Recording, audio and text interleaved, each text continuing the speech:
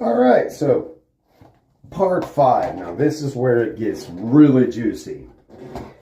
She asks me, it's about a week before Christmas. She says, hey, are you going to be here for Christmas? Now, we haven't spoke since Halloween, aside from like, excuse me, or let me out the door, please. So she asks, are you going to be here for Christmas? I said, why? She said, well, I wanted to have a Christmas present under the tree for you. So, of course, my wheels, they're going, yeah, I bet. I said, I'm not sure, I'll let you know. Well, I already knew I was flying back up north to see family. So I got to thinking, and I'm like, that was just a really odd question. So about 2 days before I'm scheduled to jump on a plane, her mother and me are here at the house, and her mother's talking to me, and she's like, so how long are you leaving for? I said, I'll be gone for 12 days. And about the same time, I messaged my wife, who wasn't here. She was staying at baby daddy. I said, listen, you know, I'm leaving for 12 days. I said, so please do me 2 favors. Don't pack all the shit up and leave while I'm gone. We need to separate what's mine, what's yours. Do it the right way. Do it like adults. And secondly, please don't disrespect me by having that man in my home and spend the night. That's all I said. So I knew what was going to happen. Remember, I said I'd be gone for 12 days. I go to Ohio. 72 hours later, I'm boarding a plane to come back to Atlanta.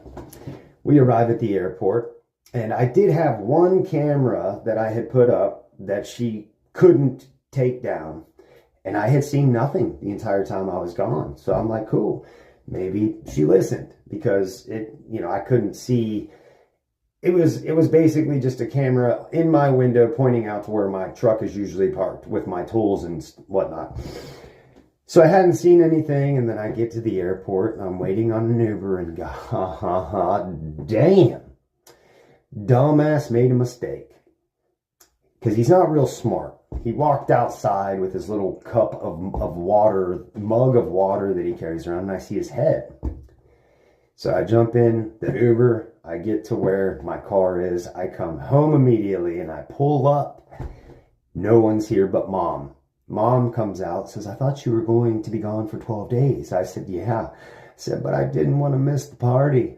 And she said, what? I stuttered. What party?